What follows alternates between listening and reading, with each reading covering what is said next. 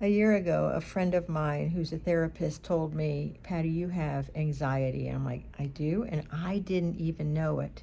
So I'm going to ask you, do you have anxiety? And when you have anxiety, what does it look like? For me, it was always triggering. I'd be like, oh, I got to do something right now. I got to make this decision right now. It was always built on fear. It always came from fear. And when I made these decisions based on my anxiety that I wasn't even aware of, I pushed people away. I made really unloving decisions, and I didn't even know it. So, what happened was I took a year off from everything and I started feeling the anxiety in my body. I would just sit still for an hour or so at a time, sometimes 10 minutes at a time, and just notice the anxiety within my body. And then I would relax it using Mickey Singer's his teachings, which is observe your thoughts and what you're thinking. And then when you're observing your thoughts, find the sensations in your body, find the energy in your body, and just observe them. And that's what I would practice.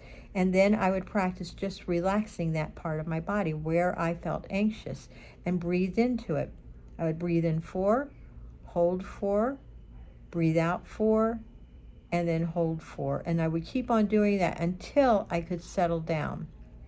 And the reason why this is so important is when we make decisions from panic or what I just call crazy or our anxiety, it's just not loving to you to even be in that space. And it's really important to become aware of it because you're probably pushing people away with your anxiety. I know a lot of people who have like low writing anxiety, low level anxiety, which can spike very easily. So I invite you to look at those methods to help you with those panicky experiences, like the ones that I had yesterday where I had to just be still. And from that place of peace, without all that emotion driving you, you are better able to be balanced and stable and make better and more loving decisions for yourself. Today I'm reading from The Language of Letting Go by Melody Beatty, who just passed away a few days ago.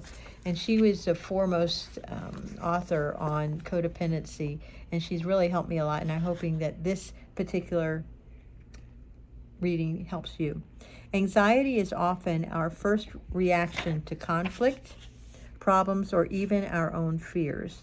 In those moments, detaching and getting peaceful may seem disloyal or apathetic. We think, if I really care, I'll worry. I have a friend like that. If this is really important to me, I must stay upset. We convince ourselves that outcomes will be positively affected by the amount of time we spend worrying. Our best problem-solving resource is peace. Solutions arise easily and natural out of a peaceful state. Often fear and anxiety block the solutions, and anxiety gives power to the problem, not the solution. It does not help to harbor turmoil. It does not help. And peace is available if we choose it. In spite of chaos and unsolved problems around us, all is well. Say to yourself, in this moment, I am safe. Things will work out.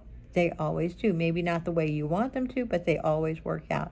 And we can surround ourselves with the resources of the universe, water, earth, a sunset, a walk, a prayer, a friend. We can relax and let ourselves feel peace. And as I keep practicing this peacefulness within me, the serenity within me, as I continue with that, I eliminate a lot of outside forces that can disturb my peace. And remember what I've been saying over the last month or so is that when we are in loving awareness, that's who we really are. But when we drop into those feelings of guilt and sadness and loneliness and anger and rage, then we notice it, we come back up. Or again, into loving awareness, or we go and we focus on those feelings, the sensations in our body, not the feelings, the sensations in our bodies. If you like my content, I would love it if you would subscribe, share it with somebody who likes it. Put a comment in below if this makes sense to you, and if you want to keep on doing this, I would love to hear from you if you can practice this, and share it with somebody because you know somebody could use it. I love you.